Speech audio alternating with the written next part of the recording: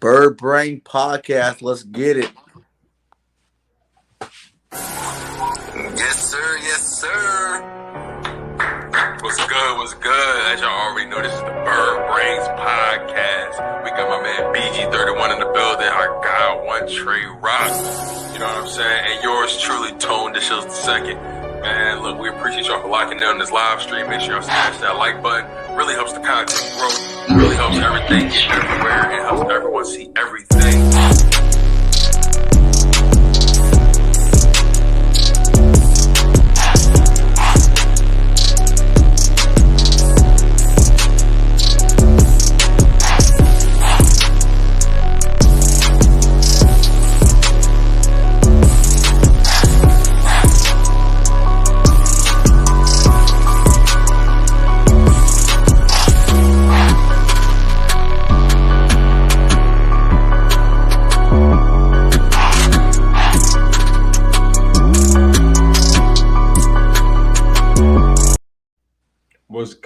What's good, beautiful people?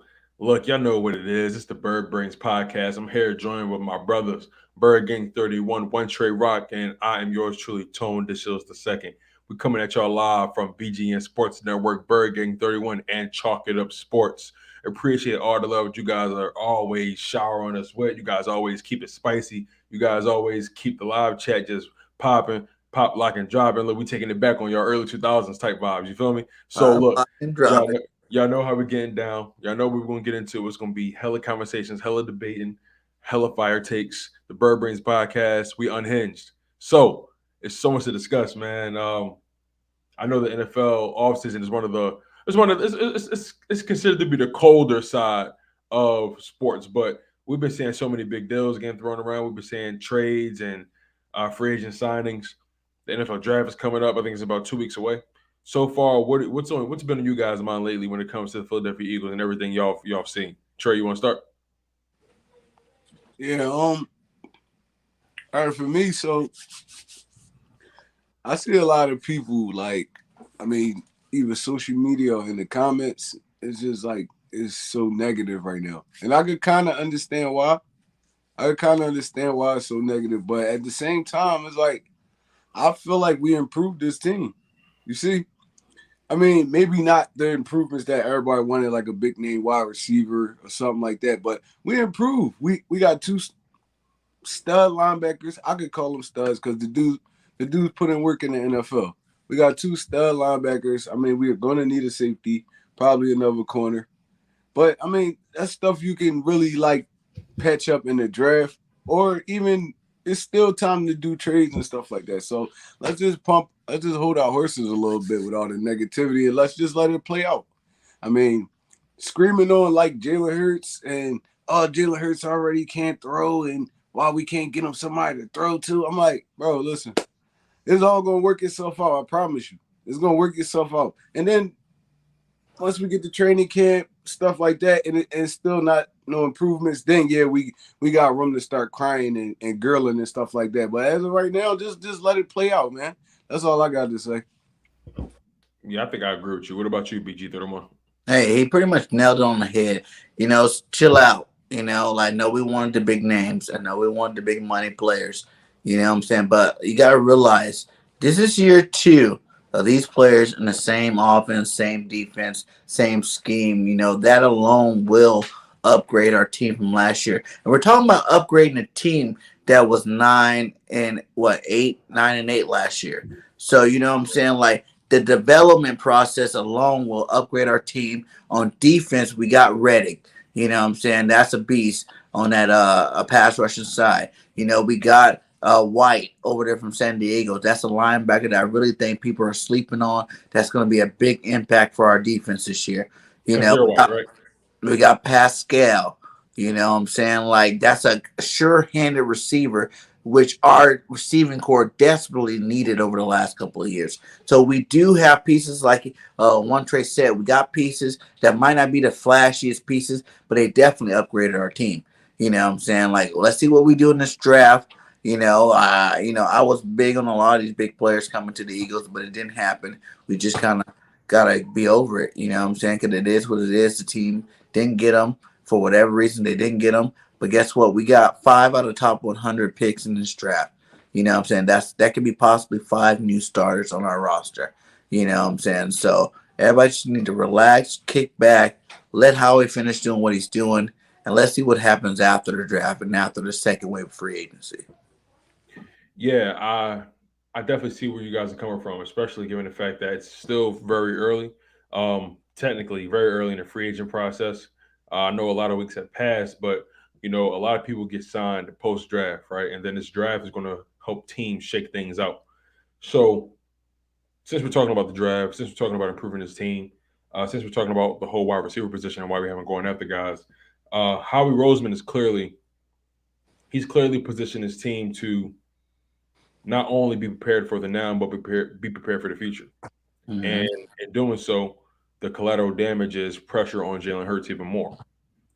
I say that to say, Howie hasn't necessarily put that many pieces around him in this particular offseason to really give Jalen Hurts a fair shot at success. Jalen Hurts' success is what's vital at this point. If Jalen Hurts gets there, if Jalen Hurts is successful, Jalen Hurts will fast forward or fast track this team's window to getting back to the big dance, right? Mm-hmm. Now, we hosted a lot of young wide receivers at the facility today. I believe it was we hosted Jameson Williams a day or so ago. Chris Olave came. Mm-hmm. And based off of that, clearly they are looking at these wide receivers. I believe teams only get about 50 spots, 25 spots to give to young athletes to come visit the facility. Not that many invitations can be sent out. So, what do you think the Eagles bringing in all these wide receiver talent through the facility and through the pre-draft visits? What do you guys think that says about their motives or their actions entering the NFL draft? It lets you know that they actually paying attention to it. I mean, in past years, the Philadelphia Eagles really didn't bring too many wide receivers in. So, that lets you know that they're actually trying to attend to the position. Like I said, we couldn't do it the way that everybody wanted it to, but I wouldn't be opposed to bringing in a Chris Olave, Jameson Williams, Garrett, one of those guys, Drake London. I wouldn't be opposed to because that really immediately upgrades this wide receiver position. It's not a veteran, but is a guy there that can actually make plays. We scream and yell about J.J. Arcega-Whiteside and Reagor, and if we bring any of those dudes in, I feel like that'd be an upgrade to the position. So, I'm fine with it. I'm fine. Even if it's not in the first round, you still got a Justin Ross, George Pickens, Christian Watson. There's a lot of dudes out there that can really make an impact on this team. So, like I said, we shouldn't be screaming and yelling so much. All the crying and stuff is annoying. It get annoying after a while, bro. We seeing the same thing y'all seeing, right? The same thing y'all seeing. We seeing everybody else get better at the wide receiver position, and we kind of stagnant. But at the end of the day, I feel like how we got to play to make this offense better, and I just want to see it out. That's all I want to do is see it out. And I wouldn't be opposed to going first round, second round wide receiver either. So at the end of the day, it just shows you that he's paying attention to this position. Yeah, it's funny because you think about these past 2 wide receiver draft classes, it's kind of hard to miss, right? Whereas though in years past, it seems like the wide receiver position, there were always maybe 1 or 2 standout guys, and everybody else were pretty much maybe C+, B- receivers. Of course you find your diamonds in the roughs, like Michael Thomas or like Antonio Brown, right? But it seems like the wide receiver position is starting to morph into a premium position. You're seeing these guys getting paid left and right. And you kind of compare it to what the running back used to mean to football teams back in the early 2000s, the 90s, and, pretty much back in the NFL golden years. The wide receiver position has become, the running back position has become the wide receiver position. Mm-hmm. And there's so much value in that. If you don't have a star wide receiver or wide receiver that can continuously move the chains, it means nothing. Now, if you got a quarterback that can make guys better, that helps. But sometimes you're only as good as the pieces around you. And it's going to be so important for Howie Roseman to continue to put the pieces around not only this team, but Jalen Hurts and whoever the quarterback is going forward in the long term. I like what we have at Devontae Smith. I like what we have in Quez Watkins. He's a solid number 3. He's more so that utility wide receiver that can break a game with a big with a big catch or two every game. You don't really rely too much on Quez Watkins from a volume standpoint, but you get those 2 or 3 big catches in the game that can give him or net him 88 to 121 yards a game, maybe 1 touchdown if you catch one of the deep ball. So he's that big. He's that home run hitter. But they need someone else besides next to Devontae Smith. Zach Pascal won't cut it. Greg Ward won't cut it. Jalen Reagor hasn't cut it. J-Jaw has not cut it. They have to invest in this wide receiver position. They actually have no choice, because like I mentioned, the wide receiver position is such a premium. Most of these young guys are realizing that, and they're saying, you know what, I don't want to be a running back anymore. I want to be a wide receiver. That's where all the talent is going as far from a position perspective. So at this, I say all that to say, it's really hard for Howie Roseman to miss at this point in this era of the NFL. It's almost like he finally got to the era of the NFL where he can actually benefit from taking more risks because there's so much talent at these particular positions he's failed at, like wide receiver. Mm-hmm. Yeah, exactly. And I feel like, he made a decision, when it came free agency, there was some really big name free agents out there to grab up, and he's like, do I want to spend the money that we have on these players? Then we don't really have that much money. Do I want to just try to put all my eggs in one basket and go get one of these top flight players? Or, am I going to use this draft again? We worked out last year with Devontae Smith, a premium receiver in the league this year. We got so many, like he said, man, we can get a good receiver in the second round if we need to. We can get a good receiver in the third round if we need to. Like, this receiving class this year is absolutely deep. You know what I'm saying? You're talking about guys from like South Alabama, Jalen Tolbert. You know what I'm saying? This guy's a baller. You know what I'm saying? But he went to a small school, so he's not getting the draft hype that, most receivers are getting right now. But bringing in guys like Olave, Garrett Wilson, what I'm saying, caliber receivers at this level, Jameson Williams, that's do nothing but help our receiving core, But I think the biggest part of it is everybody wants the Eagles to develop, but they're not really sold on giving them the time to develop. You know what I'm saying? Like, you got to realize everybody went from ground zero last year when we started the season. And we still made the playoffs. We still, first round exit, whatever, but we still made the playoffs. We still had some good stats on the stat line. You know what I'm saying? Right. For a team with a new offensive head coach, a new defensive coach, new first-time quarterback, all this new plays that we're running on both sides of the ball. You know what I'm saying? Like I said earlier, the development of that itself, of going into the same year, being familiar with the same situation, is going to make our team better. So we got a lot, especially on that offensive side of the ball. We had a lot of freaking young talent. You know what I'm saying? It's like the example I give you guys from, if you go back 2 years, you look at our offensive line. When all the big guys went down our offensive line, we had to throw in Driscoll. We had to go and throw in Herbert. They were trash, their first year. You know what I'm saying? They did all right, but they weren't as good as they were this last year passing. You know what I'm saying? But it shows the development of what a difference a year can make for a lot of these players. And when you're talking about guys like Devontae Smith, coming back into his second year in the same offense. You got Quez Watkins coming back in the second year of the same offense. Even Reagor, if he can get out of his own way, coming back into a second year of his offense. Like, you already have a lot of young talent on the roster that, it's sometimes you just got to stop. I'm not going to go spend all this money on all these new players. I want to sit back, relax, and see what I actually got. Before I make these moves, I need to see what I got. Just like we say with Jalen Hurts, this is his year. This is a year for him to prove himself.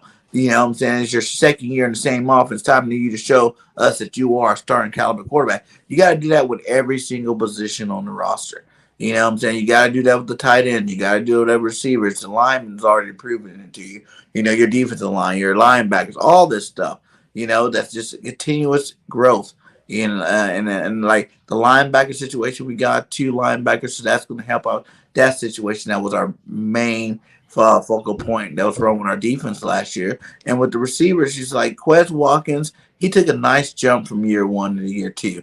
To see him take another jump from year 2 to year 3, You're talking about a star receiver in the NFL. How many yards did he have last year? Like 700 yards, something like that. You He know, had just over 600, about 640, 660, something yeah, like that. close to 700 yards. You know what I'm saying? Like that's a lot of yards for a guy learning the system, learning his way through, get first year quarterback. You know what I'm saying? Now imagine that and kick it into the next drive. He's getting better this offseason. Jalen's getting better this offseason. All these guys coming back, getting better. That is already a pretty nice nucleus by itself. So going and adding one of these star receivers from college to the mix would definitely be an upgrade for us to the point where now we do have a formidable receiving core. Now we do got targets for Jalen Hurts to do it. You just gotta let him grow though, because I feel like you say we would have went out and got a Devontae Adams, and went out and got Allen Robinson, one of these guys, Christian Kirk, one of these guys. Guess what? You just done it. Quez Watkins development. You know what I'm saying? All the hard work that we see him out here doing in the videos that he's posted, and what he's doing in this offseason would be for basically for none, because you're automatically going to throw that guy because you're giving the guy the money. You're going to throw him ahead of him right off the jump. So it's like I think the Eagles were kind of smart in that sense. It's like even if you get a rookie that's a stud, Quez still will start the season out at receiver 2. It'll be that rookie's job to try to take that second receiver spot from him. If he plays good enough, he'll get it. If he doesn't play good enough, he'll be our third receiver. You know what I'm saying? And either way, we still got a good 3. So, you know what I'm saying? I like kind of the strategies Howie's using with this. And like you said, I want to see it play out. Yeah, what I like about Quez is what stands out the most to me about Quez Watkins is his ability to take advantage of his opportunities. Quez Watkins, I believe, if I'm not mistaken, he had, excuse me, Quez Watkins had 62 targets, 62 receiving targets. For the record, he caught 647 yards as well, worth of catches, but 62 targets on 43 receptions. That's only a 19 catch disparity between his receptions and targets. That tells me that when the ball was coming his way, he caught nearly 70% of his passes. That's a great ratio for a guy who wasn't supposed to really have too much or have too many snaps, especially ahead of a first-round pick like Jalen Reagor. Jalen Reagor hasn't taken advantage of not nearly as many of his opportunities as Quez Watkins. Quez Watkins had less targets, a little bit more reception yards, but he had over 350, over 400 more yards than Jalen Reagor. That's unacceptable on Jalen Reagor's part. To put it in perspective, Quez Watkins averaged 15 yards a reception to Jalen Reagor's 9. Completely unacceptable. More targets and more catches. Yeah, exactly. More targets and slightly less catches, and that's what I mean. Quez Watkins took advantage of his opportunities. Reagor didn't. But the bottom line is you had the same amount of opportunities, if not more. That's the thing. You had the same amount, but you didn't take advantage.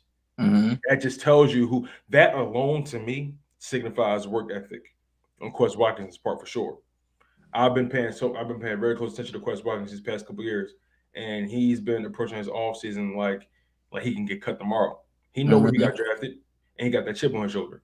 So I believe Quez Watkins can actually improve significantly. He has the speed that you have to always respect. You know what I mean? He can, who knows, maybe he can break into the league and be the next DJ. You get what I'm saying? That's very possible. It's possible when you think about it from that perspective, what he has at his disposal, and how he took advantage of the opportunities that came his way this past season. If this passing offense improves, he can potentially be a 1,000-yard receiver easily every year. Think about the drops this year alone. You know what I'm saying? Quez had some drops. He was learning phases this year. Like he could have had more yards this year.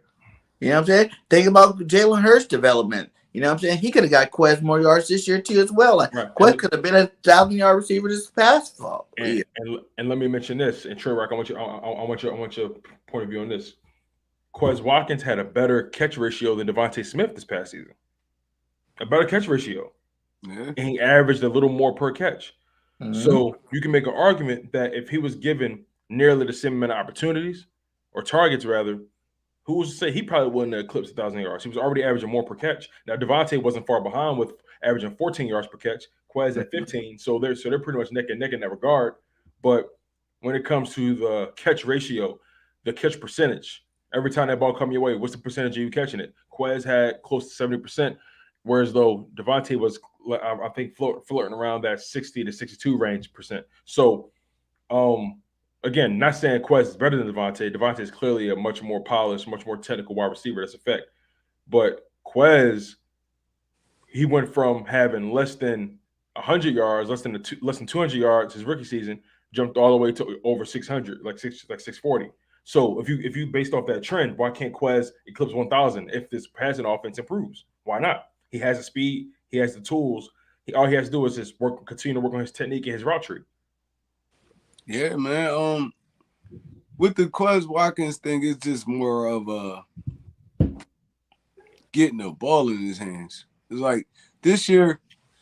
Do you put that on coaching, or like who do you put that on? Because again, his completion ratio in terms of how when he gets the opportunities, he catching about 70% of his passes. So that's pretty great for a wide receiver. You catching like 7 out of 10 balls coming where you catching. That's a pretty good window of opportunity. So I think I would put that on coaching, right? As far as getting the ball in his hands.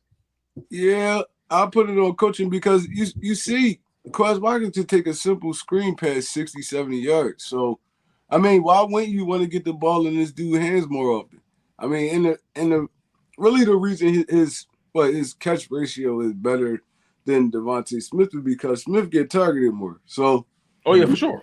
Yeah, Smith get targeted more. So I feel like if we Smith on number one, he's gonna get targeted. Period. Then you gotta feed Goddard, but I feel like we gotta make it. We gotta make it more of a duty to get Quez Watkins the ball because dude is explosive. He's one of the fastest wide receivers in the NFL. Like we seen this dude catch a little crossing route and then take it like 60 yards. It's like in a blink of an eye. So I don't understand. Like if you in like the room, you're in the coaching room, you watching the film. Why wouldn't you want to get this dude the football more? But like Birdgang said, we had a lot of young guys in that coaching room. And they looking at it like we got to get him the ball. We got to get him the ball. When one of your biggest weapons is not touching the football as much as he should. So, now look at this wide receiver in lineup. If this was to happen, like this, my fantasy lineup right here, Devontae Smith, Treylon Burks. Remember, Treylon Burks is like 6'2", 225 pounds. He would be a solid number 2 wide receiver. Yeah. And then you throw Quez in, probably at that slot, and you can rotate him and Devontae Smith. That'd be dangerous right there. With Goddard in that middle, and then you got Miles and Gainwell coming out the backfield. If you can't scheme up an offense around that, you shouldn't be in the NFL. So, that's why I be saying, man, it's like we got to get it do some time to grow, but some things are just obvious. Like you see Quez Watkins is explosive. Why not get this dude the football? I don't understand it. And even on Jalen Hurts' part, sometimes you gotta just throw it to these guys. Like get it in their hands and just let them go. Stop thinking so much. That's a quarterback, and that's kind of a quarterback and coaching problem because you never know. The play probably be schemed there, but the quarterback still got to throw the football too. So, I don't know. We got to get it together, bro. And I feel like we definitely need one of these. If it's not a young wide receiver, at least got to be a polished wide receiver. We can't go into the next season with this wide receiver core. You get me? We can't go. We're not going to scare anybody. Anybody going. But if you think about it, it kind of even goes back to kind of like the D-Jax Macklin days. Like we know that, Devontae Smith is a better, more polished receiver, but Quez Watkins could be the most explosive receiver on our team. You know what I'm saying? Like he has that big play now ability. Not saying Devontae don't, but we guarantee Devontae's on a break coverage. You can get those 10-yard slants, those 10-yard ends, those dig routes. You know what I'm saying? Like, but Quez that guy that we could take the top off of any defense with this guy. You know what I'm saying? Like if you scheme him open. Yeah, if you scheme him open. Like I said, like even with our receiving core now, like I don't 100% agree. I do believe we need to upgrade it. But at the same time, with the guys we got, the Pascal, the Quez, the believe it or not, Pascal is an upgrade because of JJ Whiteside's lack of production. And Quez, he's an upgrade because he can catch the ball. He only dropped 1 pass since he's been a pro. You know what I'm saying? Like there's no receiver on our roster right now that has that kind of pedigree. Period. That Devontae came in dropping passes. You know, Dallas Goedert dropped hella passes. You know, what's that dude name? Quest dropped a couple passes. You know, Reagor's dropped some passes. So there's not guys on this roster that can be like, I've been in the league for 5 years. I dropped one pass. You know, so regardless if you like his fit or not, like he is an upgrade over a guy like JJ Arcega-Whiteside, over a guy like Jalen Reagor right now. He's an upgrade. So, like you said, I would love to get another one of these guys, but you got to look at, like I said, the development of those top two, the Quez Watkins and Smith. That's the year 1 and year 2 jump in the same offense should be big enough to make these guys instant stars in the NFL. You know what I'm saying? Like, you can't be too picky and too baggy for it. Like, that's how you make new stars. You give them the opportunity to go out there and shine. You know what I'm saying? Like, if they don't shine this year, then I can see the receiver. You know, us going, okay, whatever. We tried with the, you know, draft picks. Let's go out there and go grab one of these top flight receivers, you know, in free agency.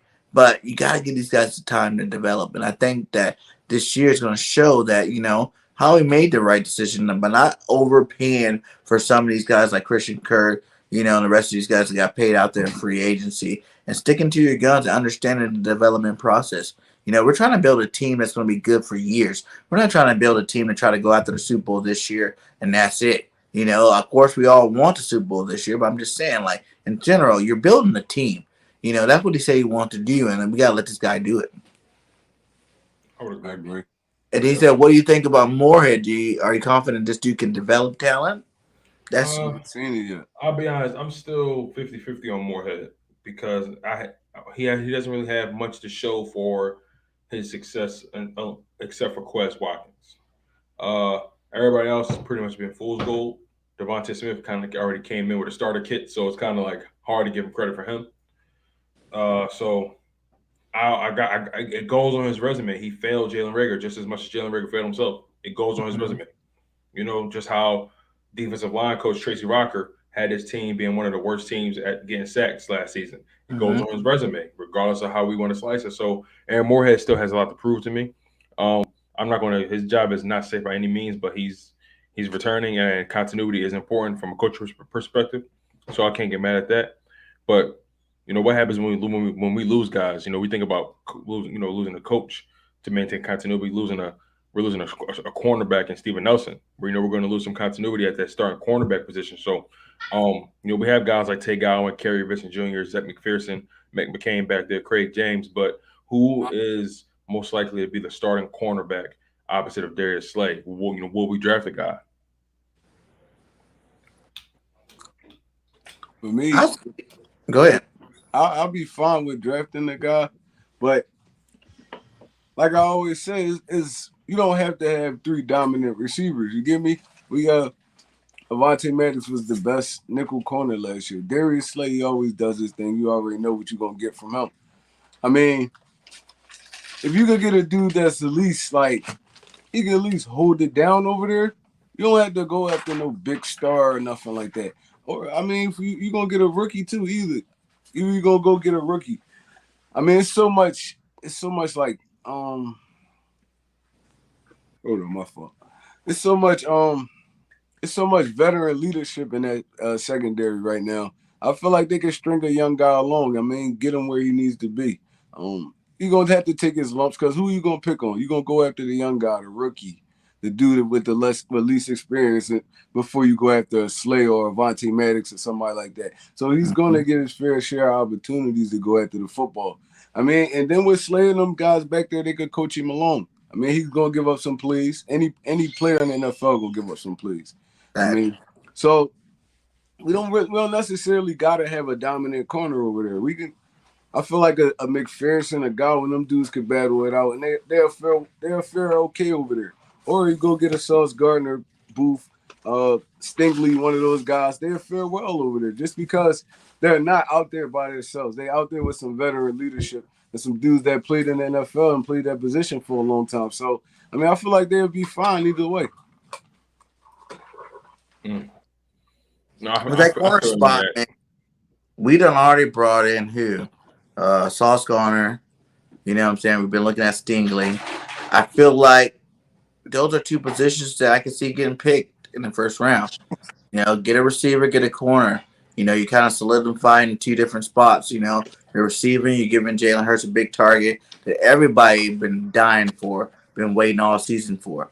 Like you said, if we got a solid safety unit, that second cornerback, I feel like if we can go out there and say we signed a Honey Badger or something like that, I feel like, you don't even really have to draft a number one cornerback. We drafted one kind of early last year, McPherson. At the end of the year, we picked up 3 young cornerbacks in Tay Gowan.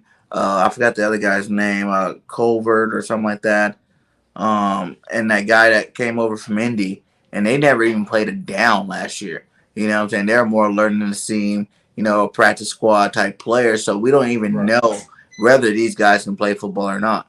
You know what I'm saying? Like, they're still like in the unknown area. So but I do know that those guys were definitely bigger cornerbacks, big physical type cornerbacks. So maybe he had this plan to not even worry about playing them this year. Let's save them for next year when no one's really thinking about it, and then bring them onto the squad. You know what I'm saying? Like, and let them produce then. And they have a little bit extra time to get prepared for the NFL and for a starting position. So in terms of like, if we don't get a, Honey Badger, and we're still going into the draft with a safety in mind to pick up, then I think we should go out there and go ahead and grab one of these guys. I like the fact that Sauce Gardner, I want him on a team, obviously, but I like the fact that his stock is rising at a fast level.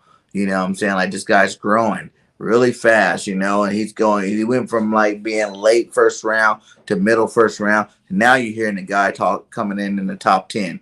That's going to push a guy like Stingley back. That's going to push some of these other guys, McDuffie and all these other cornerbacks, Elam, Booth Jr., like all these guys back. We have Booth in the building too.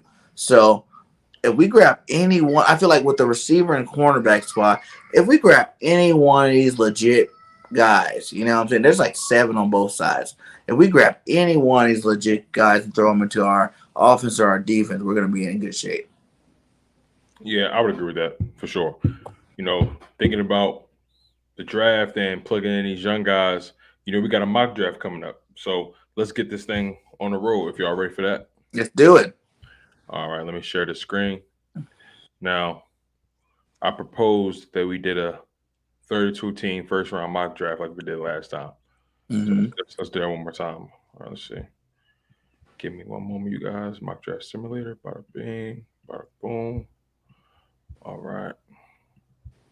All right, so Birdman, I need you to add it to the stream, and I can control it from there. There we go. All right. Got to get more buckets off the screen. Now, we're going to do this 32-team mock draft. We're going to be controlling all the teams, you guys, in the first round. So let's make this exciting. Yes, sir.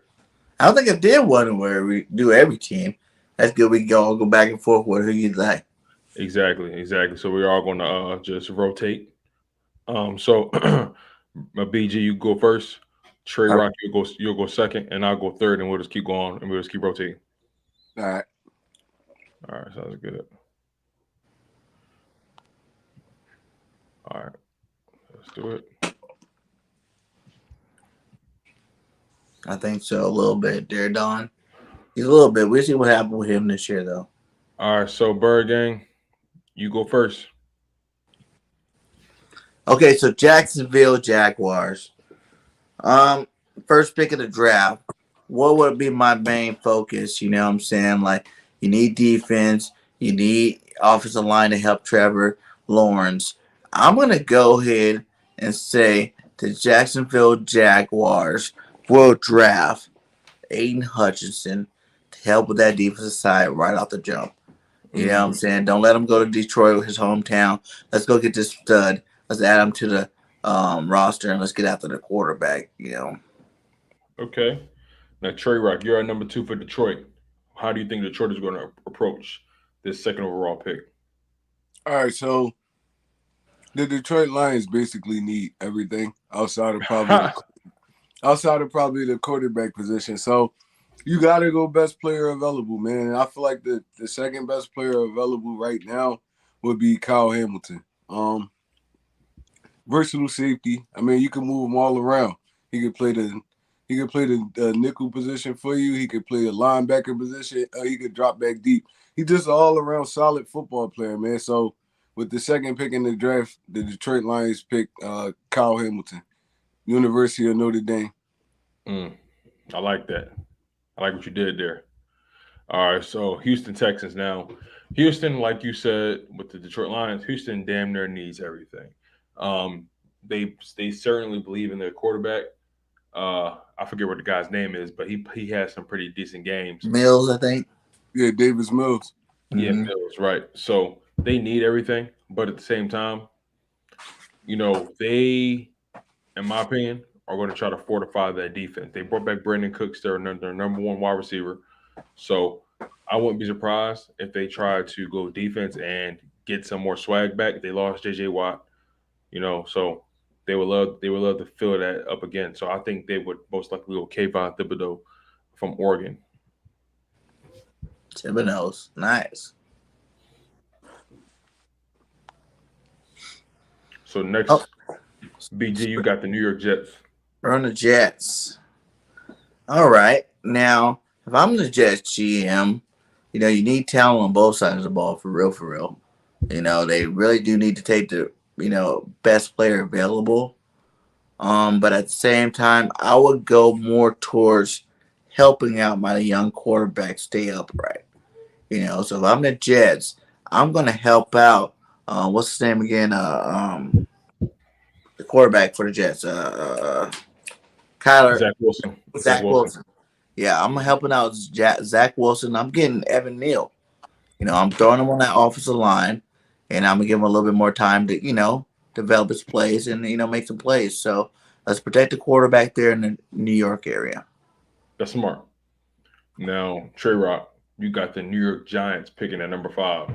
On the board, you have Malik Willis, Trayvon Walker, Ahmad Gardner, Ikem Ekwonu, offensive tackle, Jordan Davis, D tackle, Charles Cross, offensive tackle, Garrett Wilson at wide receiver, Jermaine Johnson at edge, Jameson Williams at wide receiver. You got options: Derek Stingley, George Karlaftis, Kenny Pickett, Matt Corral. You got Olave. You got some options. How you going to approach it? So the biggest need right now for the New York Giants is, I feel like, is offensive line. So, I mean, they've been having trouble protecting Daniel Jones for, I think, like the past 2 to 3 years. I mean, Saquon Barkley's getting frustrated over there. So the best thing you could do is bring out offensive linemen in for these dudes, man. And I'm gonna go. I can't pronounce his name. Equine. Are you talking Ikem Ekwonu from North Carolina State? Yep. Say it again, Tom. I'll be messed up. I'll be butchering that name. I'll be killing his name, man. Bro, I might listen. It's a strong chance I'm saying it wrong too. So don't bait me. I don't even try no more. Bro. I just say the left tackle from North Carolina State. The equal guy. That all the dog. That's what we're picking. Oh man. True. Right, so who's been coaching BG31? You're funny. I got the Carolina Panthers at 6 now. Carolina, they're an interesting team because they were actually supposed to be better than what they did this past season. And they have Sam Darnold, who they're not sure about at all, and it's going to be interesting to see how this team moves forward. They have some decent wide receivers, and they have a decent running back, but they don't have the quarterback, in my humble opinion. But they did lose their edge rusher and Hassan Reddick. That's a huge loss. That is. But I believe the quarterbacks in this draft are actually going to start to go around this point in time. And if I'm being honest, we all know these teams always take their chances on quarterbacks. Like, it doesn't matter how bad the class is, a team is always going to reach. And with the number 6 overall pick, I say the Carolina Panthers are going to choose the first quarterback off the board, and that's Malik Willis. Ooh, bring them Cam vibes back. I like it. That boy got an arm too. That boy can throw the football. I tell you that much. Yeah, and I believe, if I'm not mistaken, where he went to school, Liberty University, that's in the Virginia area. not too far from the Yep. Carolinas, so he'll be right in that area. Why not, right? I like that pick. Now we're back on our Giants again, huh? Yep, BG, you got to choose. Okay, show me that thing one more time. What did it say that the Giants may need towards besides offensive tackle? Tackle, wide receiver, guard, center, corner. They need offensive line and wide receiver and corner. Okay. Now, I like that, Drew. Because they pick it. I do believe that they need a new quarterback. I do. I firmly believe that, but I don't think they're going to go that route this year. No, they won't. I'm going to have to see who's on our board here. You have Trevon Walker, edge rusher, Ahmad Garner, cornerback, Jordan Davis, D tackle, Charles Cross, offensive tackle, Mississippi State, Garrett Wilson, Jermaine Johnson, Jamison Williams, Derek Stingley Jr., Trevor Penning, George Karlaftis. Let's double dip, man. Let's double dip at offense. You know what I'm saying? Offensive line. Because they really do need it. I don't know if they actually will do this. But to be honest, everybody says that Daniel Jones needs more time. He needs better offensive linemen. That's the only problem. They got receivers over there. They got a running back if Saquon stays, obviously. They got good running backs over there. But they need protection for this Daniel Jones to find out if he really is that dude or not. So I'm not sure who their left tackle is already. But we drafted. Who we drafted? A walkway. Now let's go ahead and throw Cross in there. You know what I'm saying? So now you got 2 rookie bookend tackles that you're going to have, to support for Daniel Jones. You got protection for the future and the here and now. So that excuse, if they go into next offseason, they can be like, hey, we don't need line because we definitely solidified that line this year. Okay. TreRoc, you got the Atlanta Falcons at 8. How they picking? All right, so we all know the Atlanta Falcons lost Matt Ryan this year. Yep. They also need an edge rusher. They need a wide receiver, a running back, a corner, a linebacker. All right, so, basically the Atlanta Falcons are rebuilding right now. And the best way you can rebuild is go ahead and go get your quarterback now. So, another quarterback going in the top 10. Okay. With the Atlanta Falcons, I'm going to go ahead and I'm going to take Kenny Pickett, the University of Pittsburgh. You got to get you a quarterback. The whole point of rebuilding is you're going to rebuild. So we're going to start from the quarterback position, and then we're going to just fill everything around him. So with the 8th pick, I'm taking Kenny Pickett, University of Pittsburgh. And also I'm going to grab him because Seattle picks at number 9. So, if they somehow try, they're going to try to jump y'all because they know y'all probably going to pick one of those quarterbacks. So, I'm staying put, and I'm grabbing Kenny Pickett from the University of Pittsburgh. It's funny you say that. The Seahawks are also in need of a quarterback. And since Malik Willis and Kenny Pickett are off the board, I say the Seahawks are going to go Matt Corral. So that's 3 quarterbacks going in the top 10. Yeah, that would definitely be a move. As Philadelphia Eagles fans, we happy as heck right now. Oh, yeah. We're loving life right now. Like, woo! All the guys are getting moved back. Now, let's get back to the Jets here. The Jets is probably going to go in here, and we're going to solidify. They need safeties, linebackers, corners, edge, and tight end. Well, we're going to take care of that corner situation right now. Now that they went out there, and who do I have them drafted last time? They drafted a lineman. They drafted offensive lineman. Yeah. Now we're going to go defense, and we're going to go get Ahmad Garner. You know what I'm saying? We're going to lock down that cornerback position. You know what I'm saying? For years to come, bring the next not Steven Allen. What's his name? Darrelle Revis to the Jets, and go get Ahmad Garner. TreRoc, who you got for the Washington Commanders? Bum, ba-dum, bum, bum, bum, bum. All right, so I know this is going to hurt Philadelphia Eagles fans, but Washington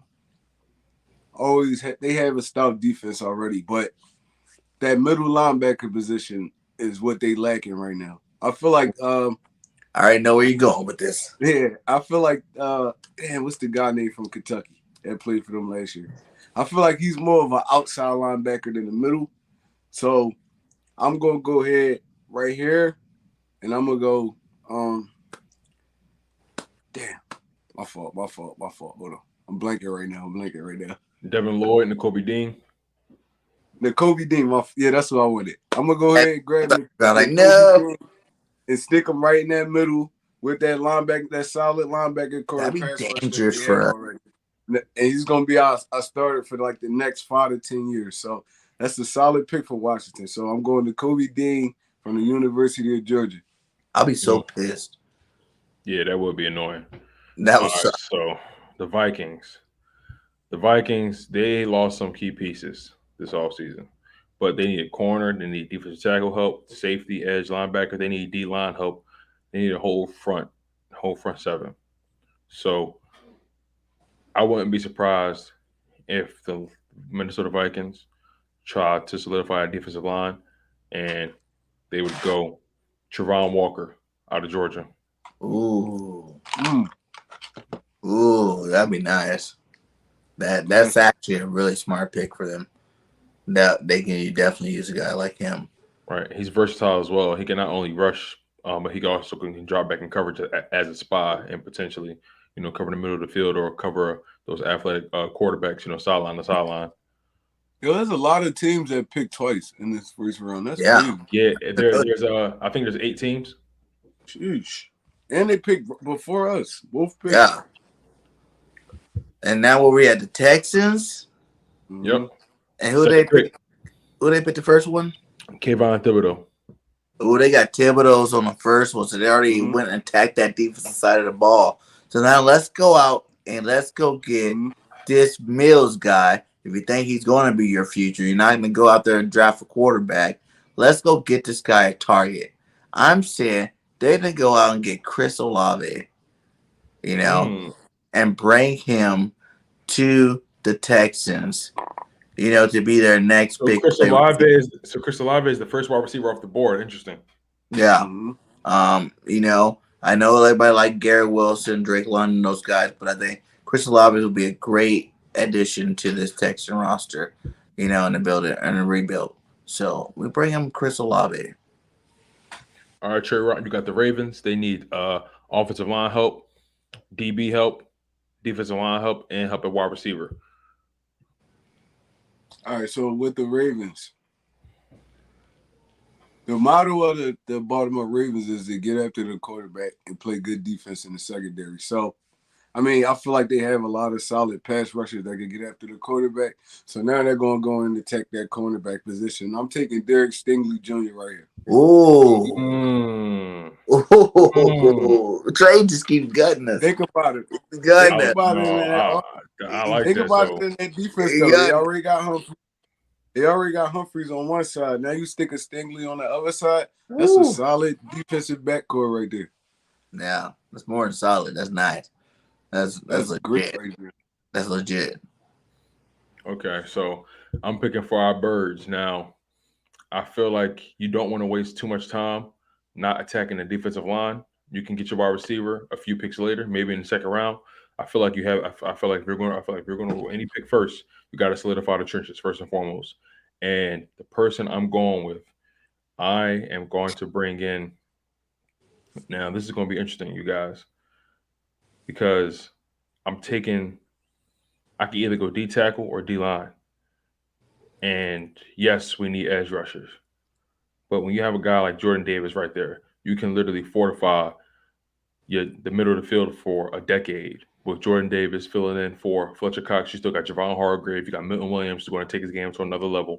Marlon Tuipulotu, who the expectations are low, but I expect him to improve. So 15th overall pick, Philadelphia Eagles choose Jordan Davis, defensive tackle out of Georgia. I like him. I like that pick. BG, you got the Saints at pick 16. Saints, they're bringing back Jameson Williams, right? Or Winston for the quarterback. They need quarterback, tackle, safety, running back, wide receiver. I'm going to give him another target, man. I'm going to go here, and I'm going to go out, and I'm going to go grab a guy like Garrett Wilson. We're gonna bring him in and pair him up with Michael Thomas. I like that. You know what I'm saying? Plus, he got a couple other, nice second and third receivers over there already, and Marquise and the other cats. So we're going to go and get Garrett Wilson, pair him up with Michael Thomas, give Winston something to throw the ball to. I like that. All right, so Rock, you next. Chargers. Pick 17, the Chargers.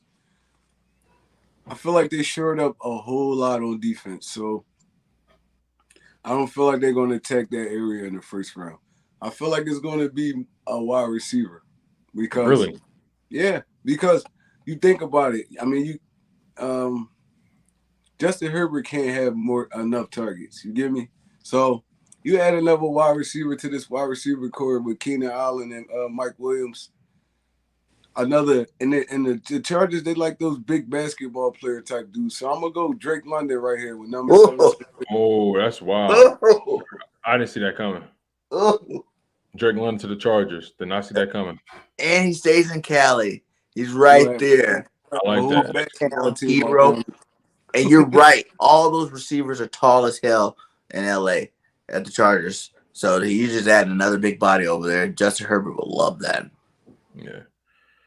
All right. So I believe that the Eagles, they want to dip into that wide receiver room because they know they don't want to pay big money to these major guys already in the league. They want to try to develop a guy pair with Devontae Smith, Dallas Goedert, Quez Watkins of that mindset. So if I'm being honest, Devontae is our route runner, our guy that gets separation. And then you got Quez Watkins, who's the home run hitter, the guy who's the speed demon. You need that big body chain mover, someone who's going to be physical, not only in the run game, but also physical in the passing game. It's going to dominate the 50-50 ball. I'm going Traylon Burks from Arkansas for the Philadelphia Eagles. That's a fan favorite. It's a fan favorite. Got to. All right, so the Saints back up again. BG, what's good? We just got on my receiver. Let's go on the other side of the ball now. I'm going to give the Saints, I wanted to go safety, but I don't really think another safety is going to go in the first round here. What I'm going to do is I'm going to give them another linebacker. You know what I'm saying? They're going to get this off-the-ball linebacker. We're going to bring in Devin Lloyd to the New Orleans Saints. You know what I'm saying? That air rusher off the end, coming in hot, getting to the quarterback. Devin Lloyd, I can see him playing in that nice gold and black. Okay. Trey Rock, you got the Steelers. All right, so the Pittsburgh Steelers. What do we know the Pittsburgh Steelers to be? A great pass rushing team, right? So, right here. Quarterback, corner, DBs, offensive line, wide receiver. All right, so I'm gonna ignore all of that. I'm gonna go right here with George Karlaftis, pass rusher for the University of Purdue. Now, picture this dude. That's interesting. That's nice. TJ Watt. That's nasty. Picture this dude on the other side of JJ Watt. Oh my God. Scary. Who's stopping that? That's scary. Who's stopping that? Mm-hmm. So who's that linebacker they got? That what's his name? That linebacker? Devin they got it's a linebacker. The one from Jacksonville. They just got him Miles, too. Not Miles Jack, but they got what's his name? Devin Bush. Devin Bush. Yeah. That's nasty. They got Bud Dupree. Oh and yeah, that's crazy. I don't think Bud Dupree there no more. He left probably like 2 years ago. So I think the Patriots. I think that Buffalo game is going to be a thorn in their side, and they saw the talent disparity between their weapons. I think Bill Belichick knows that if this kid Mac Jones is going to succeed, he has to have more people to throw to besides Nick, but more people to throw to besides N'Keal Harry. So I wouldn't be surprised if the Patriots took a chance on a guy like Jamison Williams out of Alabama. Oh. And they just got Devontae Parker over there. That's a nice receiver. Alabama throwing the ball to Alabama. Sheesh. Man. Sheesh. I was just about to use him for Aaron, to be honest. That Jamison Williams, Devontae Parker combination going to be interesting, right? Yeah. That'd be nice. All right. So now we're at Green Bay. You know, they got backs. They got the quarterback. The line's decent. Also, they just signed Sammy Watkins, by the way. Just give you a heads up. They just signed Sammy Watkins. Who, Green Bay? Yeah. Oh, Okay. snap. I didn't even Okay, know so that. that helps out there. They re-signed Rasul Douglas. I'm gonna give Green Bay Andrew Booth Jr. Woo! Interesting. Like So that one. Care of that means they have with Rasul. That means they have Rasul Douglas. They have the other guys. Well, the corner. Oh, what's his name? Jair Alexander. Jair Alexander. That's crazy. you're locking down everything on that outside now. So Andrew Booth Jr. is locked in. Yeah. Wow, that's interesting. All right. So the Arizona Cardinals, they are another team that's known for their great pass rush. So Also, by the way, they just re-signed also AJ Green. all right, so they re-signed AJ Green. That's another reason why I make this pick right here. I'm going with Jermaine Johnson, Florida State edge rusher. Ooh. Now you add him with Xavier Collins. What's the other linebacker they got named? The one from Clemson. I know who you're talking about. I forget his name. Buda Baker? Yeah. Yeah. Yep. All those dudes. They got 1 million pass rushers on the field now at all times. So, I mean, I feel like this is a solid pickup for the Arizona Cardinals. Now, I got a pick for the Cowboys. Ain't that something? So, if I'm being honest, I think the Cowboys. I guess up in here. They want to continue to lock down or had that same defense they had this past season. I wouldn't be surprised if the Cowboys go ahead and draft Kyra Elam out of Florida. Cornerback. Now they got Trevon Diggs, counterpart. They ain't got to worry about the cornerback position for the next 5 to 8 years. Ooh, I wouldn't like to be getting him either. That's my guy. I like Elam. That's my guy. What up, Philly Mike? Thanks for stopping by, my guy. Hey, I'm good. Let me just share this via YouTube real quick. Just to make sure. Hey, I'm good. Hey, sorry. Look, I appreciate y'all for inviting me on here, and let me see what y'all doing in the draft. But phone died, and it is what it is. Yeah, it is. I'm saying. It's all good, bro. It's all good. How you been? Kyrie Elam, man. Chilling. Why'd you do that? I'll be so mad. That's another pick. I think this is the second pick that I'll be really mad about. So let me give Philly Mike the rundown real quick. So we're doing a 32-team first-round mock draft. But BG chose first, TreRoc was second, I chose third, and we just kept rotating. But we can add you in as to finish it off as well. So far, we got Aiden Hutchinson going to the Jags, Kyle Hamilton going to the Lions, Thibodeau going to the Texans, Evan Neal going to the Jets, Giants going offensive line 2 times in a row, Malik Willis to the Panthers, Kenny Pickett to the Falcons, Matt Corral to the Seahawks, Sauce Gardner Jets, Dean Washington Commanders, bum. Javon Walker going to the Vikings, Chris Olave being paired up with Brandon Cooks in Houston to help Davis Mills. Ravens going corner with Derek Stingley. Eagles getting Jordan Davis at 15. Saints pairing Garrett Wilson with Michael Thomas. Drake London staying in Cali with the Chargers. Eagles going Traylon Burks at wide receiver. And then Devin Lloyd goes to the Saints. George Karlaftis, Pittsburgh. Jameson Williams, wide receiver, going to Patriots to pair up with Devontae Parker, give Mac Jones another weapon. That Alabama crime. Andrew Booth going to the Green Bay Packers, locking up that cornerback position all the way from the boundaries to the slot with Jair Alexander, Rasul Douglas. That's a crazy combo with Andrew Booth. Then Cardinals going Jermaine Johnson, and Cowboys going Kyra Elam. The Cowboys really wanted to snag somebody that kind of is in the twinkle of the Eagles. I ain't mad at the game though. They need. What happened to Kelvin Joseph, right? Boss man, fat, all that stuff they were talking last year, and they're going to draft another cornerback, knock it off. They not ready, but I'm happy about that.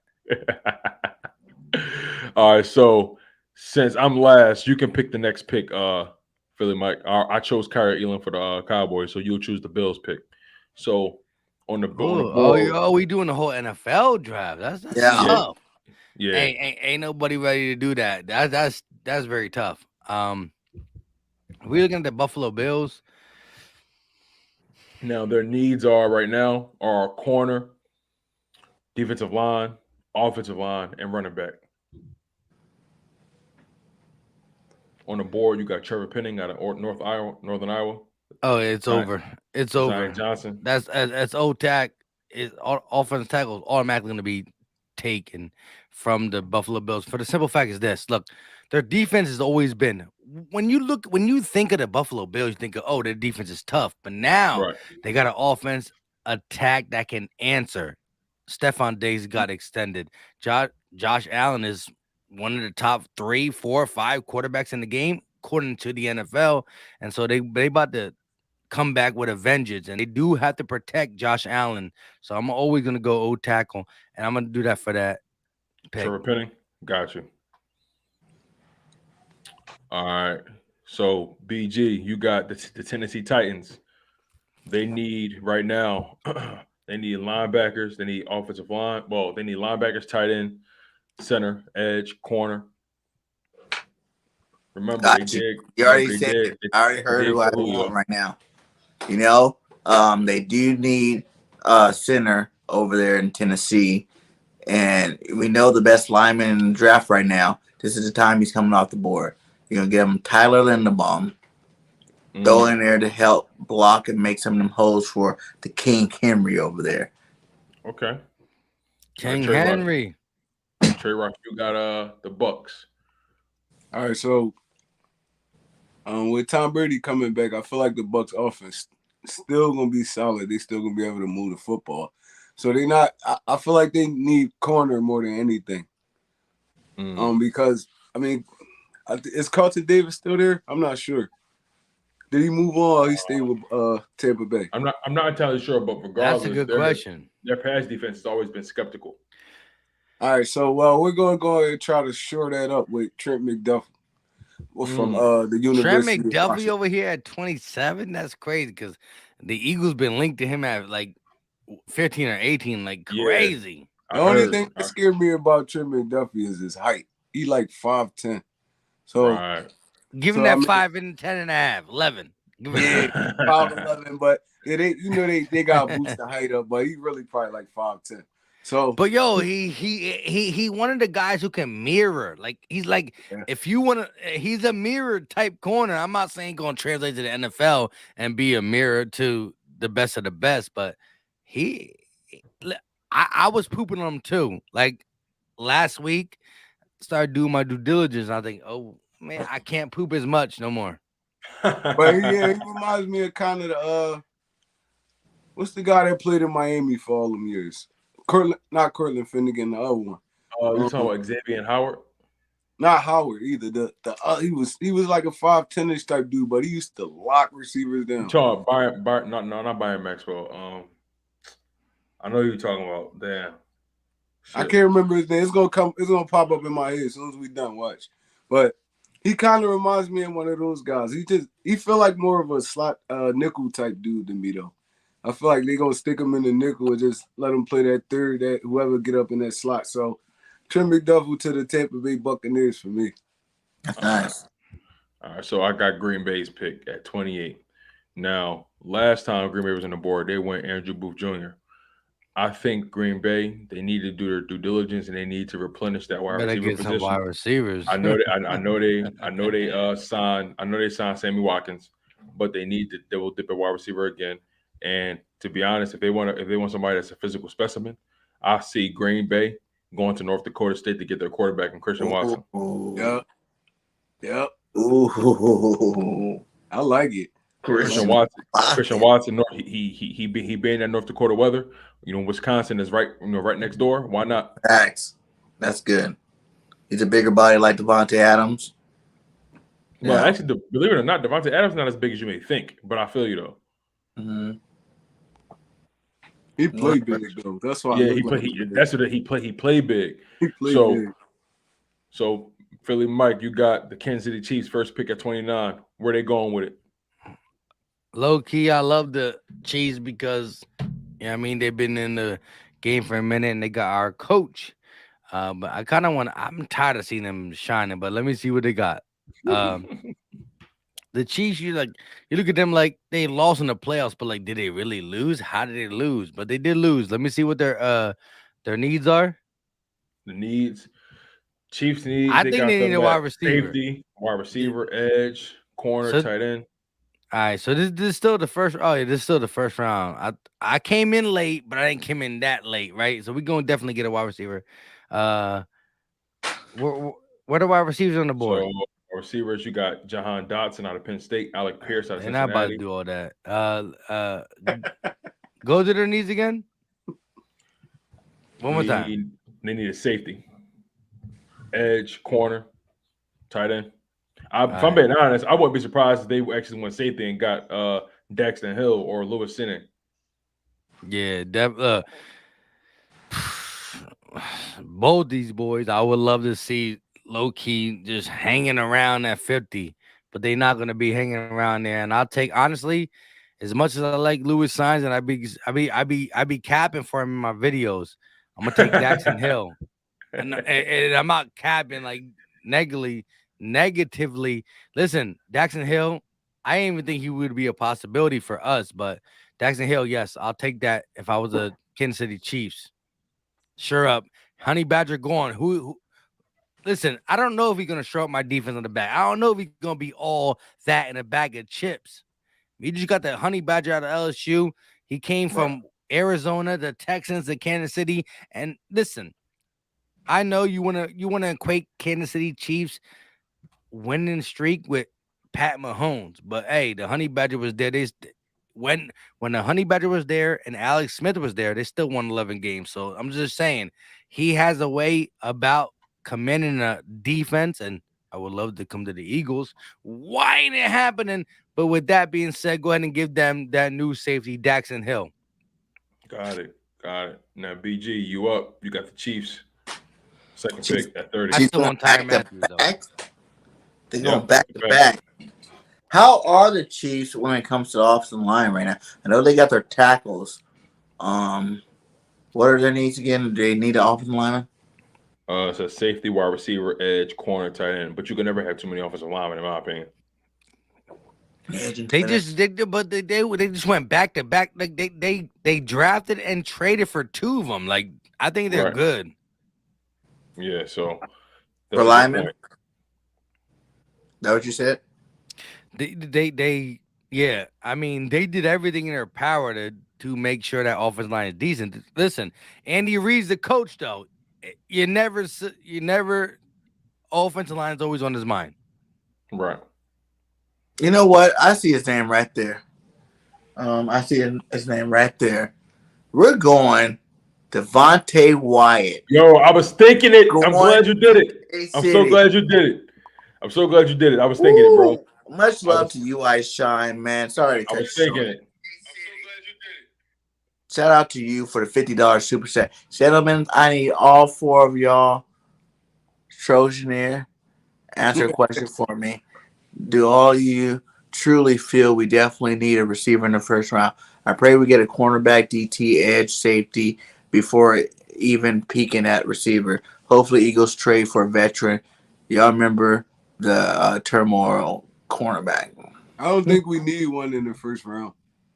We don't need it. We don't need it, but if we go, I wouldn't be mad.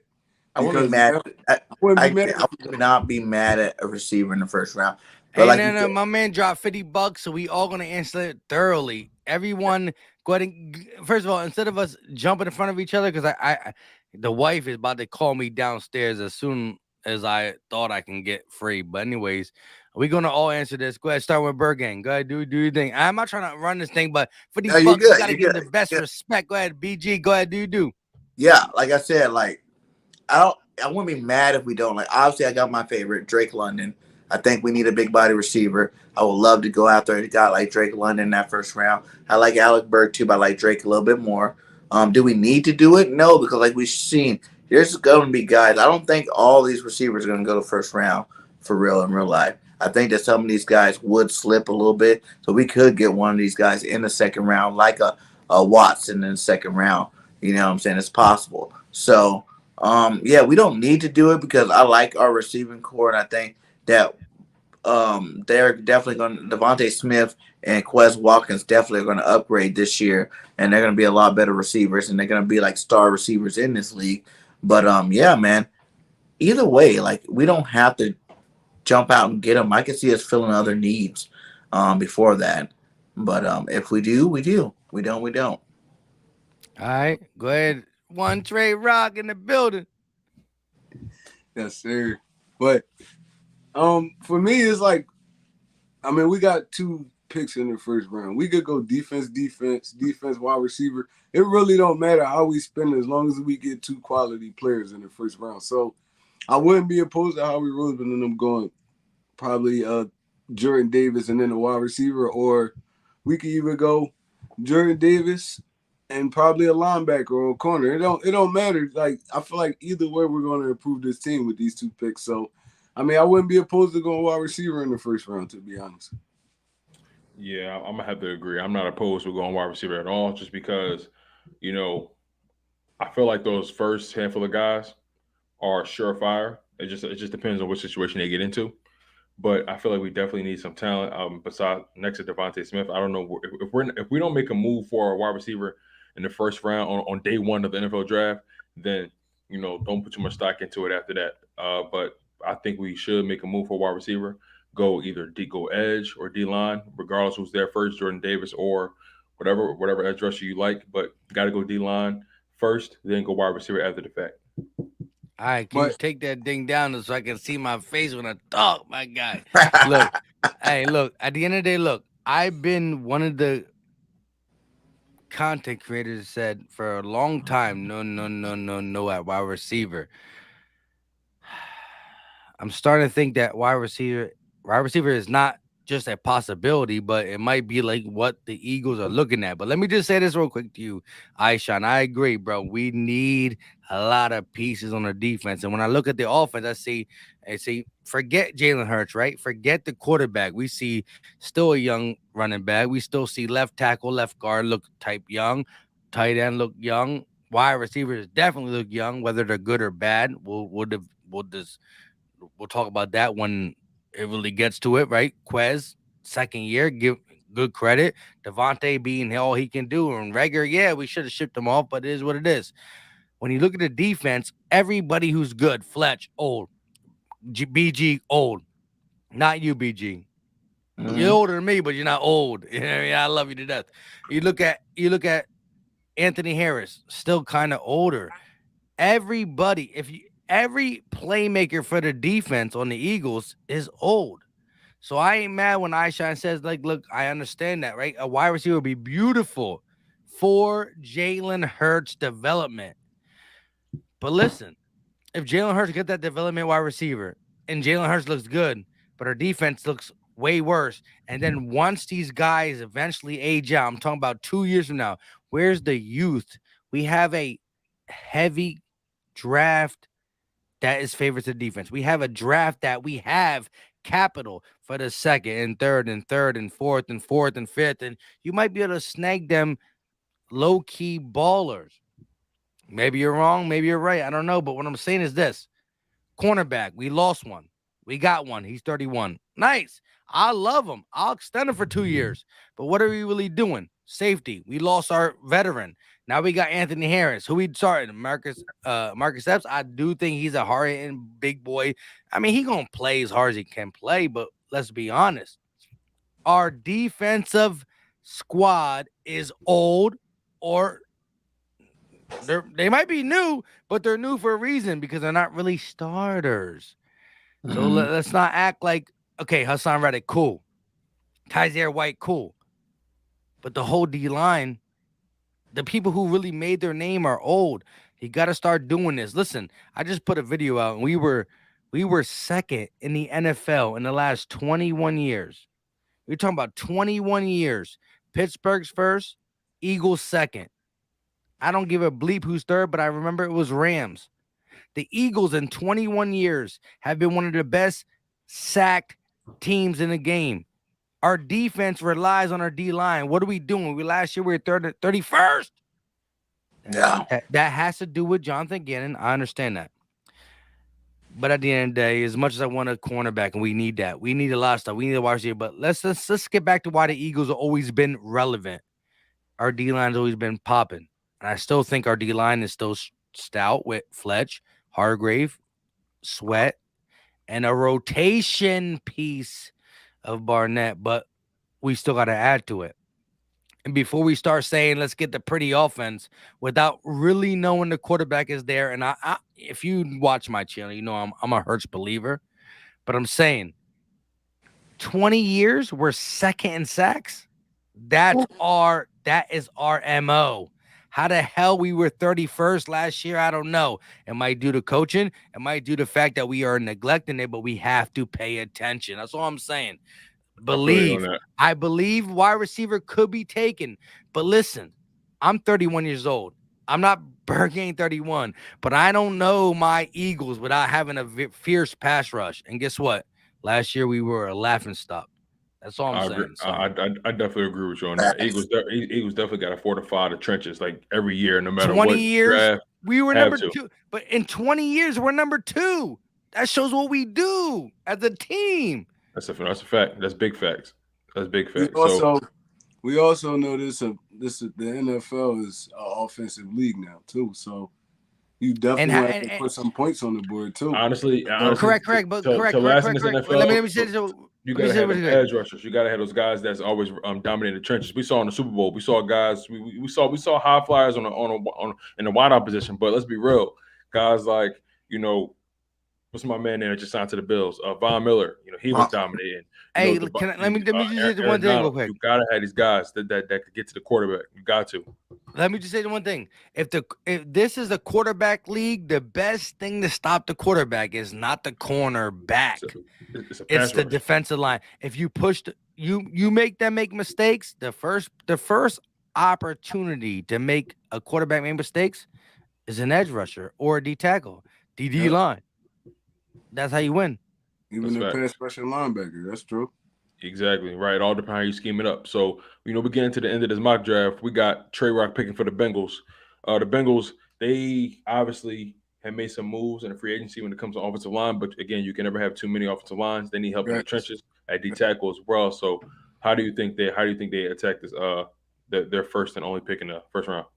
I mean, the Cincinnati Bengals are picking at 31 for a reason. I mean, they don't need a lot to really run it back with this football team. They definitely need to shore up that offensive line. And I'm going to go up there. I'm going to go, what's his name, Zion Johnson.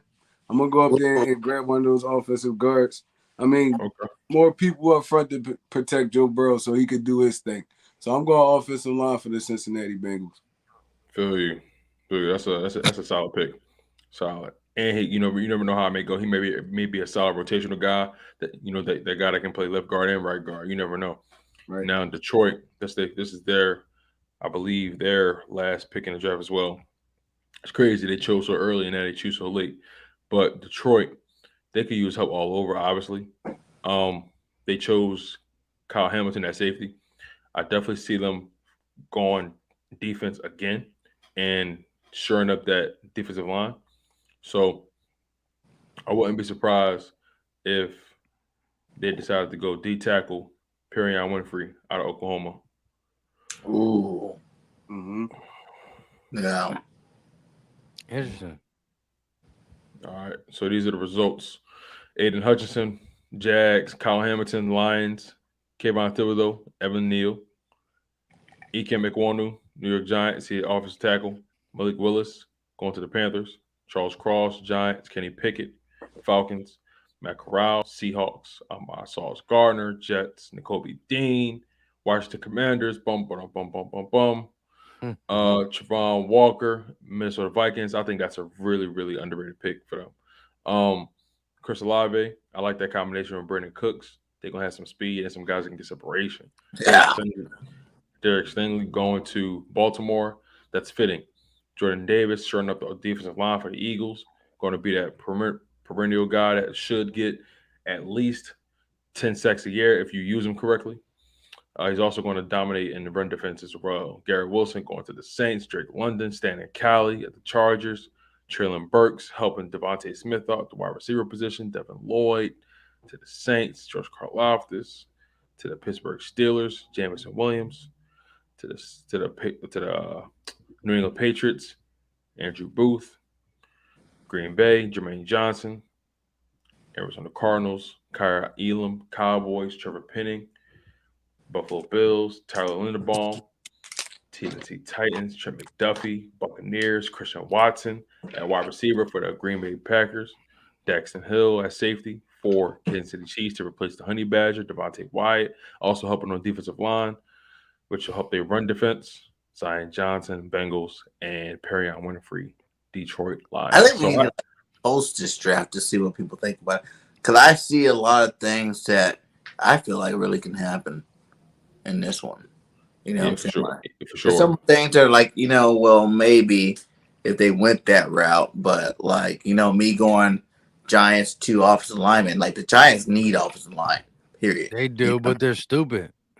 But will they go double dip in it? That's what I would do. BG, I agree with you. That's what I would do if I was them. They need to just talk to Andy Reid for one day. Anyways, look, I don't want them to because that's why they've been bad for a long time, right? Listen, we've been bad for 1 year and we back. They've been bad for like 8 years and let them be what they are. But let me ask you this, guys, before I get off. And I know I ain't do the whole thing with you guys, but let me ask you guys this though. 15-18. If this was my podcast, let me ask you guys, what would you do if you, in a perfect world, if you were picking 15 and 18? What will be your two choices? Just before I get up out of here. BG, go first. 15-18. To be honest, man, I'm going Nakobe Dean if he's there. You know, we're going out middle linebacker until we can have 3 new fresh linebackers out there. You know, and help that. I feel like that was one of our biggest weaknesses on our defense last year was the linebacker position, and that'll help your secondary, and it'll also help your defensive linemen out in terms of getting to the pass rushers. To get into the quarterback, and then at 18, I'm getting a receiver, man. You know, if none of, but really, if Drake London's not there, if Wilson's not there, if Olave's not there, and Williams is not there, then I'm going cornerback. So if one of them there, you're taking one of them. I'm taking them. I take Drake London. If it was ideal world, it'd be Dean and London for me. All right, and if London wasn't there, if it was Burks, Wilson, if it was Burks or Olave, who you taking, Burks or Olave? Jameson Williams. I said Burks or Olave. I know. I'll take Jameson Williams. Like, I'm mad the game. I'm bigger on him than I am either one of those guys. You Alabama boy, boy. I ain't mad at the game, bro. That dude's both of those guys, Drake London and Williams, are both considered in their own right the best freaking receiver. Hey, James Williams would be a top 10 if you know. You and Drake London, if he wasn't hurt too, the dude was on pace for 2,000 yards. Come on, my guys. Like, none of these receivers that are getting drafted that played the whole year are even close to 2,000 yards. I ain't mad. Go ahead. One Trey. 15-18. All right, for me at 15, I feel like I'm going defensive lineman 15.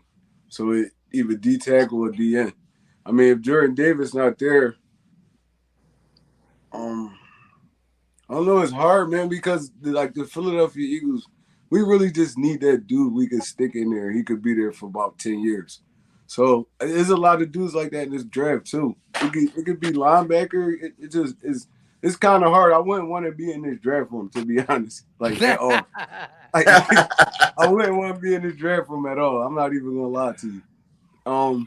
But if I had to pick, and Jordan Davis was sitting right there, I'm going to go get him because, in all reality, this is probably Fletcher Cox last year with us. So, thanks. I mean, we need that guy you could put next to Hargreaves, and he could dominate like just as much as he does. So I'm going defensive lineman right here.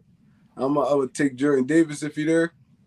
And at 18, that's hard because I want to go linebacker here. I'm not even gonna lie. If a Nakobe Dean or Devin Lloyd sitting there, I'm taking them. Me personally. I'm taking them. I'm going defense. But I mean, if those dudes just so not happen to be there in like a Stingley drop or a Booth, one of those guys, I'll go corner too. So like I said, I wouldn't want to be in this draft room at all. It's tough. It's tough. It's tough. I feel you on that. You know, if I'm being honest, you got to go pass rush and you got to go explosion. So I'm going edge rusher in that first round. What's his name? What's his name? Pick 15. No. What's his name? I got you. It's hard. No, it is. But I'm not gonna lie to you.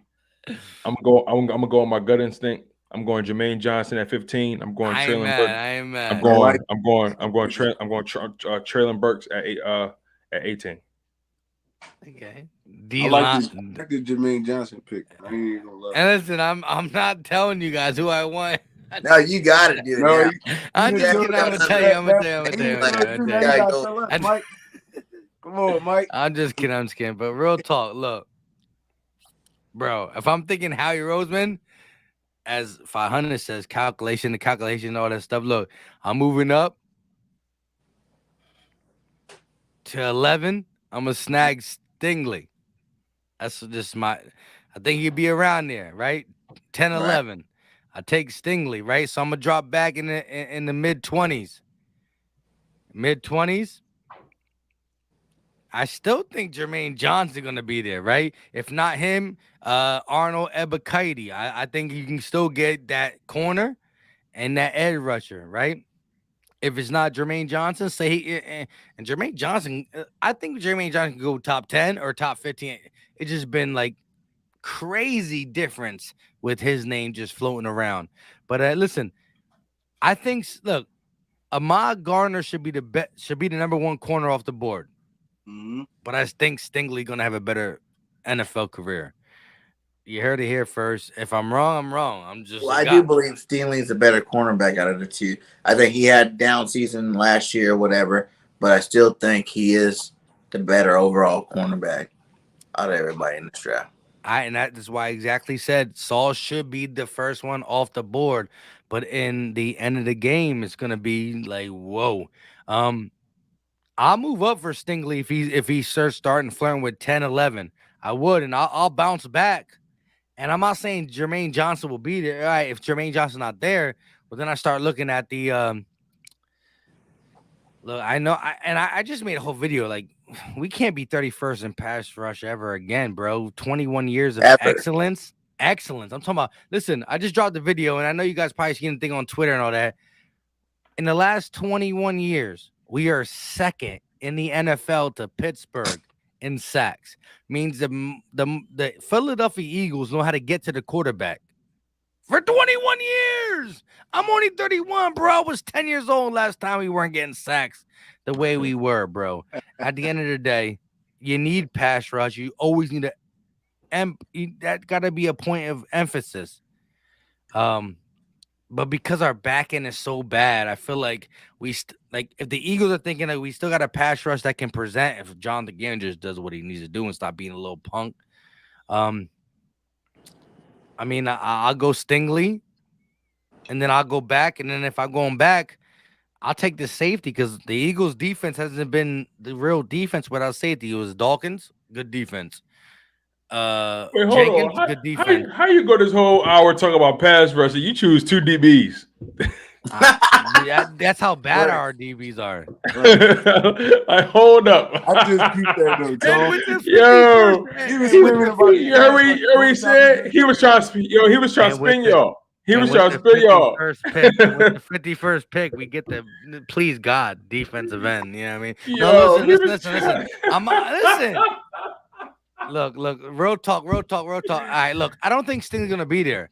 Listen, what I think the Eagles gonna do, they're gonna get Devontae Wyatt at 15. That's what I really feel they're gonna do. I respect it.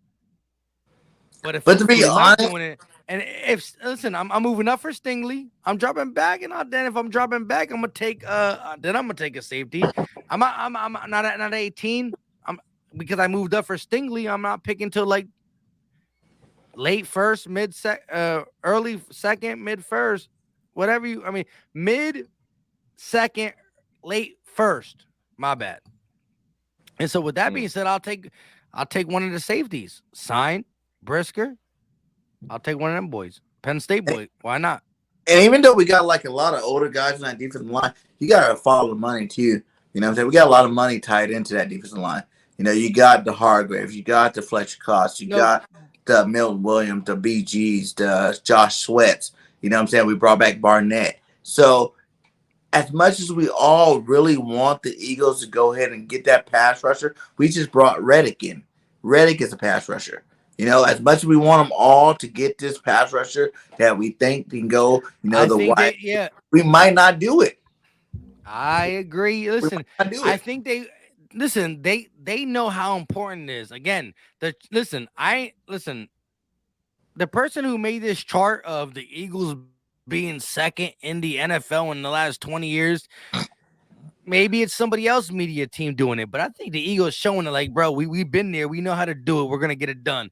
And the Eagles can draft blah out of the third round. And guess what? You know, when you with these boys, you start, listen, Josh Sweat was a 4th round pick. Ain't nobody believed in him. And I look at him. He's wiping it off everybody he comes through, right? Mm-hmm. If the man was in the game, in the playoff game, might have been a different scenario defensively. But, honestly, you know, Josh Sweat only went in the 4th because of injuries. He was slated to be a late first, early second rounder, to be honest. Well, thank you, Howie. Yeah. Howie got a steal right there. I ain't even gonna lie. So what about Jabo in the second? Down with that. I'm down with it. I mean, he gonna have the red shirt a year, but I'm down with it. But I don't really want to use Tone. I ain't jacking that. Sorry. You're not getting them. Tone. I'd much rather go. What's the boy name? DeMarvin Leal in a second if he fall. All right, wait.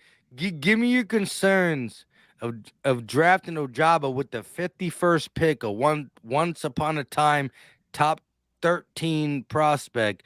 You pick him with the 51st pick, and you know you have the complications. Give me the reason why you won't risk it. I mean, I don't have a good enough reason. It's just the fact that injury Jones scares me. So we've had our history with second rounders with those Achilles, and I get nervous about it, man. Like, it's one thing to tear your ACL, but the Achilles, what if he ain't got that same burst? It's all reasonable.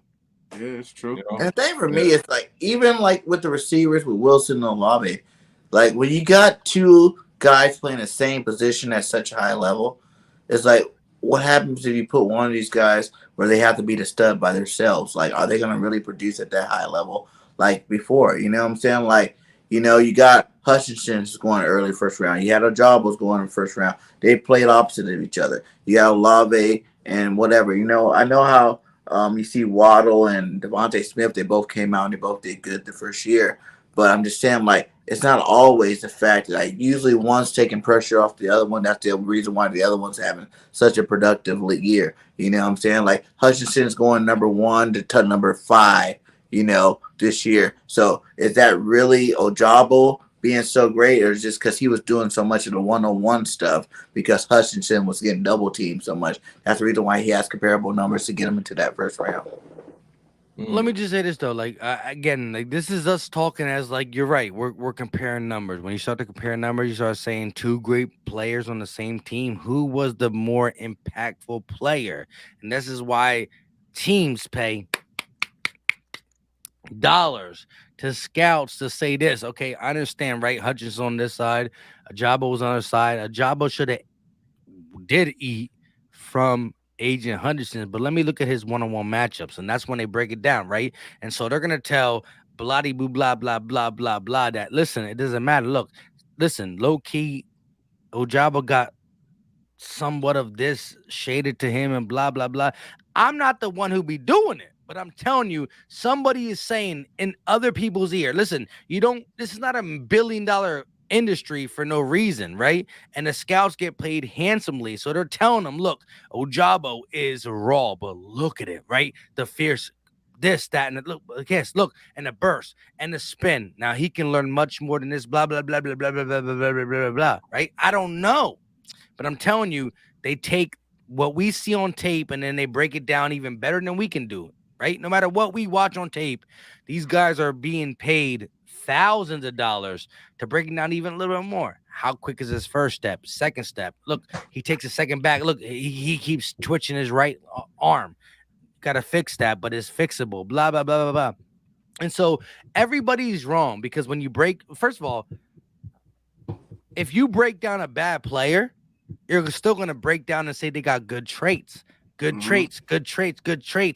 Draft him off the good traits, but overall he's a bad player. Well, you're right. But even Jalen Reagor, if you line him up against the average person, he'll say, oh, he can do this and that and third, but he just can't do it in the game, right? So at the end of the day, you're going to miss, you're going to make. But the scouts break it down in that type of way, and it shows like, okay, so what are we looking at, right? This is what we're at, right? We need that guy who can do this, that, and there. And it's a collaborative effort, and that's why you hit and you miss. The scouting team has been low-key pretty good. It's been the organization that step away and say, bro, I like your opinion. I pay you all these million, but I ain't meeny, money, mo. Can you talk about a toe if you let him go? That's see how we do that all the time, bro. We got to stop doing that, though. But listen, the scouting report be legit because they said Justin Jefferson pick him. He said, no, I want Reagor.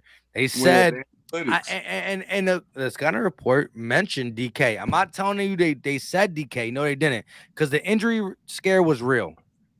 But they mentioned these guys, and it is what it is. So Howie got to be, and again, Howie, I can yell him all day, but if we're going off last year, he got better. So I ain't trying to kill somebody who's already tied to my organization for 3 years. Why kill him? I'm going to chill and say, don't do it to me, though. Last year was pretty good. I'm going to give him the benefit of the doubt. It's disgusting to say it sometimes, but you know what I mean? He made up for it last year. Did he not? Mm-hmm. I see what you're saying. So, it's definitely going to be interesting to see how this thing pan out, especially with the draft only being 2 weeks away. So, my man, Mike, we definitely appreciate you for popping on the show, man, giving us your input and your insight on what's been going on, my guy, because so much of this I'm stuff about to be in trouble. And yes, sir. Yeah, me too. That's why I'm going to try and get off. But, but nonetheless, though, man, truly appreciate you. My man, OneTreRoc, always holding it down for us, BG31.